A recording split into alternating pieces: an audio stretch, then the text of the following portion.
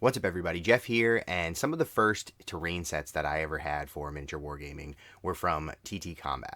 They make a line of really cool MDF terrain sets. And if you don't know, MDF is kind of like thin sheets of wood that are then laser cut to form different shapes and add different designs so that you can have all sorts of different kinds of terrain. They come unpainted, and because most of the terrain is built out of these just sheets of wood, there's a little bit of a limit on the types of designs that they can put into the kits, but they do get pretty creative, and there is quite a bit of variety. And the nice thing about MDF terrain is that it tends to be pretty affordable. So when you're just getting into the hobby and you want to get a whole table's worth of terrain set up, it's a pretty good way to get in at a little bit of a lower cost and get set up for the first time. Now, the really cool thing and what attracted me to TTCombat in the first place was that they do an incredible variety of different terrain sets.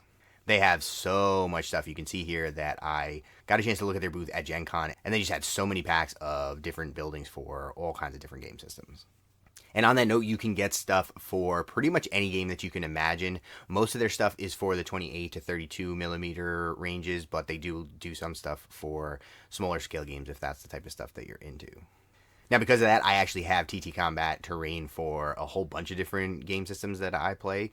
So let's take a look and check out some of the stuff that they do. The City Streets set is all sorts of different buildings and things that you might find in a sort of modern day or close to modern day city. There's a pretty good variety. Some of it is a little bit more stylized. Some of it looks more like just a plain building. But I can imagine that this type of stuff would work really well for a game like Marvel Crisis Protocol, or if you're doing a modern military style game. You could probably make a lot of this stuff work for recent historical games or even a game like Malifaux, because most of this stuff doesn't really set it in a particular time period. It's just kind of the last 100 years or maybe 100 years in the future, which is pretty nice because it's always good to have terrain that can kind of work for different systems and be pretty versatile. The Eastern Empire set is pretty cool because this will work for anything that's set in the Far East, especially in a place like Japan. And you see a whole bunch of these Eastern style buildings, as well as things like torii gates, pagodas, and all different types of scatter terrain. This would obviously be excellent for a game like Bushido, Malifaux, or the other side, of course. I think it could definitely work in Infinity, especially with the focus on the JSA coming up. As well as something like Hametsu, or pretty much anything else that can be set in Japan or in the Far East. Of course, anything historical that's going to be set in those places will work as well. So if you're playing some sort of Middle Ages or Black Powder era samurai type games, then this would definitely work really well for that.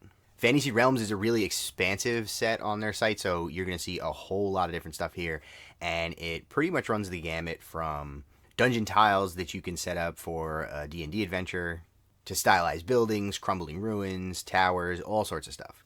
This will work for pretty much any fantasy setting.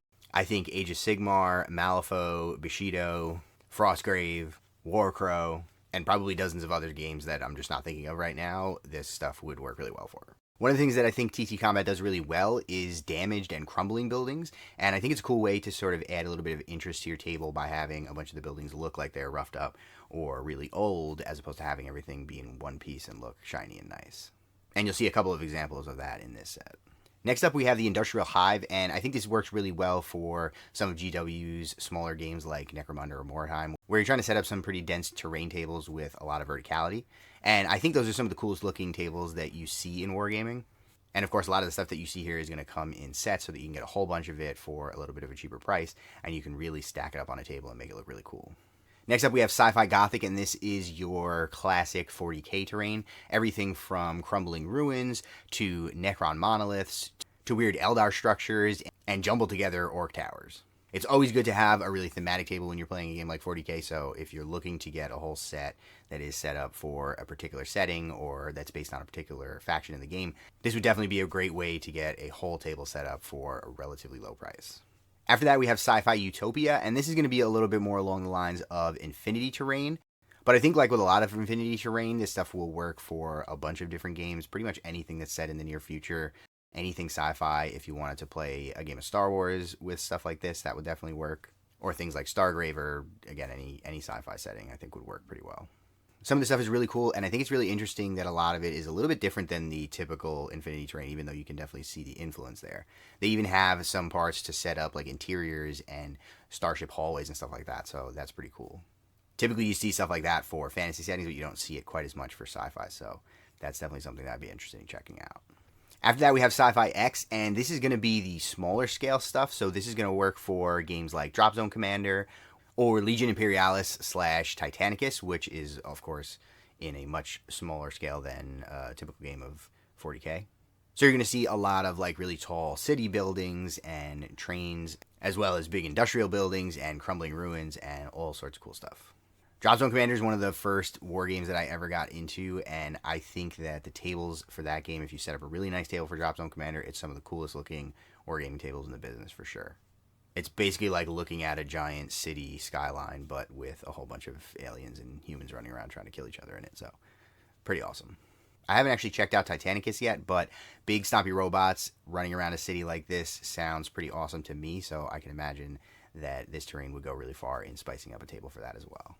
Streets of Venice might be the most interesting line here for me because TTCombat also does a game Carnivale that is set in Venice, and you play it out in a city that's obviously filled with canals and waterways and things like that. So they have a lot of really interesting buildings, and most of them come in a fully formed as well as a sort of demolished or partially deconstructed or submerged version. And they even have these sort of street platforms that you can use to divide up the canals, and it makes for a really interesting looking table and a cool dynamic when you're playing the game. A buddy of mine actually has a whole table of this that we use when we play Carnivale, and it's pretty sick looking. It's kind of cool because it's like a little puzzle every time you want to set up a table to figure out where the little street platforms and where all the buildings need to go to make for an interesting and dynamic game. The movement rules in that game are super important, and you interact with the terrain in some really interesting ways, so it makes for a really fun play style, and having the table look really cool always goes a long way. Wild West is exactly what it says on the tin, and of course this can be used for something like Malifaux or Wild West Exodus or Dead Man's Hand or any other game that's set in the West, or potentially even historical games. I can imagine a Blood and Plunder game would play out pretty well on this. The timelines are a little bit off, but not too far. I think it would work pretty well. You can set up a whole Western town, and I actually have some of the older stuff that they don't sell anymore from this line that I use in my games of Malifaux all the time. One of the interesting things I noticed when I was getting ready for this is that they actually have a Mexican-themed line mixed in here now. So if you want to set up a little Mexican town for a Western-style game, then you totally can. So something like the Ortega's compound in Latigo in Malifaux, I think it would look pretty cool. Or if you just want to have a gunfight down south of the border, then you always have that option as well. Always cool that they add a little bit of variety in there, and it looks like they're updating these lines all the time, and I didn't even notice. The last one we have here is World at War, and this is all kinds of mostly World War II focused terrain. And some of this stuff comes in 15mm scale for a game like Flames of War, but some of it also comes in the larger scale for a game like Bold Action or something along those lines. You got everything here from bunkers to European buildings to compounds, all sorts of cool stuff for playing out some games of World War II. I play a little bit of Flames of War, so I actually have some of the 15mm stuff set up and ready to go for games of that. And one of the things that I find really interesting about these sets is that there are some interesting ways that you can spice them up. So I've actually gone into some of these buildings and filled them in with some sand and some rubble to make it look a little bit more realistic and a little bit more like a building that was demolished by mortar fire or artillery or a tank's cannon. When you set this up on a whole 6x4 board for a game of Flames of War, it looks really sweet. And it's nice to have like your bocage and your fields and your shrubs and stuff like that, but when you throw in a couple of buildings to show that the place used to be a neighborhood, I think it goes really far to make it feel a lot more like a real World War II setting. On top of that, they also have rings for Rumble Slam, which is another game that they do, which has sort of a wrestling theme. And they also do MDF paint racks, as well as their own line of paints and all sorts of other stuff. Now, I let them know that I was going to be doing this video, and they were cool enough to send me over a free kit that I could use it as an example to show you how you put together one of these kits and what it might look like when you're done. So huge thanks to TTCombat for sending over this Orc Mek Shop. So as you can see, their kits come in these little flat-packed sheets of MDF, and of course they come unpainted. But the first thing you want to do is break them out of here and start punching things out of the sheets. Now, one of the things that I've found pretty nice about TTCombat stuff is that their instructions tend to be pretty straightforward and easy to use. But you do want to be careful when you're punching the pieces out of the frames, because if you're not careful, you can accidentally peel back a little bit of the MDF on the parts that you are going to have as part of the kit, and it won't look so good. On a piece of orc terrain, it probably will look better, but if you're building something that you don't want to look beat up and rugged, then you want to kind of be careful about that. On a very rare occasion, you might actually want to go in with a knife or clippers to cut the frame out from around the piece, but most of the time that's not necessary. You just kind of want to hold it firm and make sure you're not being too careless when you're punching it out. It's good to have a set of files handy so that you can file down some of the connection points on the edges of the pieces, because it'll usually leave a little burr in the place where it's connected to the frame, and that's going to look a little bit funny once you have the piece all assembled. After that, I just use regular PVA glue and go through and follow the steps and put all the pieces together. They're pretty easy to build, and the only thing I would say that you want to watch out for when you're putting them together is don't go too overboard with the glue. PVA glue, after it dries, it will hold it pretty well, and if you really go too crazy, you're going to end up with glue everywhere, and it's going to be kind of noticeable once the piece is built. If you do end up having some glue that squeezes out from between the joins, then just go in and wipe that up with a brush or a paper towel or something. After I got the main structure of the mech shop set up, I noticed that there was this extra little bit here that has some like thinner pieces that you can add on as little gubbins or extra decorative pieces onto the set. And they don't have a particular place that they go. You can just kind of add them wherever you want to make it look like there's bits strewn about or pieces hanging off or little improvised pieces of armor like you'd expect on an orc building. That's pretty cool, but I actually decided to go pretty easy with those because I want to keep this piece not super 40k orc themed. That way I can actually use it in some other games and it won't look like it's meant specifically for 40k. I can imagine you might find a structure like this somewhere in the Bayou in Malifaux or in a variety of other places, so I'm not going to stick the orc faces all over it because then it'll be very obvious where it comes from. And I think I'll actually use some of those decorative bits on a project that I have going in the future, but that's for another day. Now, the kit came together pretty cool, and as you can see, there's a fair amount of detail on here in spite of the fact that it's all made with flat pieces of wood.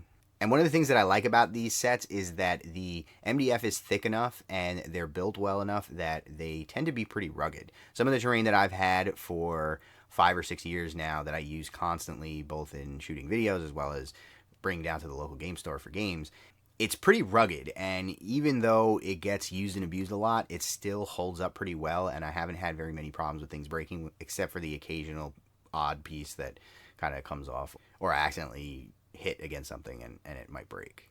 But the downside to the sets is that they are kind of a pain to paint. Now, maybe it's just that I don't like painting terrain, which is definitely true. I don't enjoy painting terrain the way I like painting models. But MDF is a little bit hard to paint because it is very absorbent. So if you just tried to slap some paint on with a brush, you would be there for hours and you would barely get any color down onto the MDF. So the first thing that you want to do is absolutely prime this thing so that it absorbs some of the primer and you have something for the normal paint to stick to on the outside. Now, I went in with the airbrush and hit it with an all black primer because I want to go for a little bit of a grungy, kind of dark and dirty look to this thing. But if you're doing a different set that you want to be brighter and poppier, then definitely consider doing something like gray or white or whatever else you have laying around.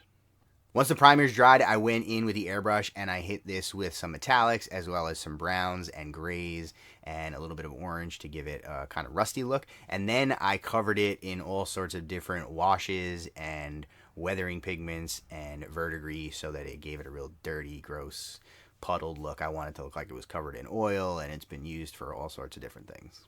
It's obviously not the brightest, poppiest set that you've ever seen in your life, but I kind of like the look and feel of it. And again, I was kind of going for this kind of beat down, grungy look because, of course, it's an orc set and I'm going to probably use it in the Bayou and that's what you expect. It's actually not so bad to paint it if you have something like an airbrush available to you, but you can totally brush on the paint if you need to. Just be aware that it's going to be a little bit more work than you might expect going into it. If you don't put a lot of paint on, it will probably end up with a little bit of a muted color because it's being painted onto wood. So the thing might end up looking a little bit duller and dimmer than what you might expect from an equivalent plastic or metal model or something like that. Now, you can obviously combat that by undercoating it or priming it in a lighter color or adding a lot more paint and kind of building up the layers, but just be prepared for that when you're going into it. And this is the set when it's all done. I was going for this type of paint scheme, so I was pretty happy with the end result, and I think the weathering actually looks pretty cool on it. It really didn't take very long. I kind of just threw on different things and kind of let some stuff drip and run in different places. And I think it ended up pretty close to what I had envisioned at the beginning, so I was pretty happy with that. Now, maybe I'll finish up a 40k orc table and I'll add that to my vast collection of terrain. But I want to know what you guys think. Get down in the comments below and let me know which of TTCombat's lines do you like the best and what games do you think you would be interested in using them for. I feel like there's a lot of games out there that work really well for some of the different terrain styles that they have. And like I said, they're catalog is vast. There is so much stuff. I only showed you the tip of the iceberg here, so I'll leave a link to their website in the description below so you can go check it out for yourself and see what you find that you like. I can almost guarantee you that there will be stuff in there that's appropriate for the games that you like, unless you're into like really weird, unusual scales or something like that. As I said, if you're trying to get a table set up for a game, TTCombat's line is a really good way to do that at a pretty reasonable price. Obviously, it will depend on the game, but if you're looking to get in without spending a ton of money, then this is a really great way to go. It's a little bit more work because you're going to have to paint the stuff up, and painting MDF is a little bit of a pain, but they have a crazy selection of stuff to choose from, and it is durable, and while it might not be as fancy as some of the other options that are out there, I think when you get a whole table of it set up and ready to go, it looks really awesome. So let me know what you think, and let me know what other terrain companies you want to see me check out in the future. Don't forget to like the video, subscribe to the channel, share it around with some folks who you think might find it interesting, and check out all of the important links in the description below, including the link to my merch store where you can get DefectiveDice merchandise and support the channel that way. My Ko-fi where you can give me a quick tip just to say thank you for the video, or my Patreon if you want to support the channel more directly and get all sorts of different benefits, including early access to videos, extra entries in the giveaways that we do occasionally, and all sorts of other stuff. With that, I want to send a huge thank you to the extremely cool kids here on Patreon, the Steam Powered Scoundrels, Dogmatized, Devin, and the Spilled Paint Pod. And thanks for watching.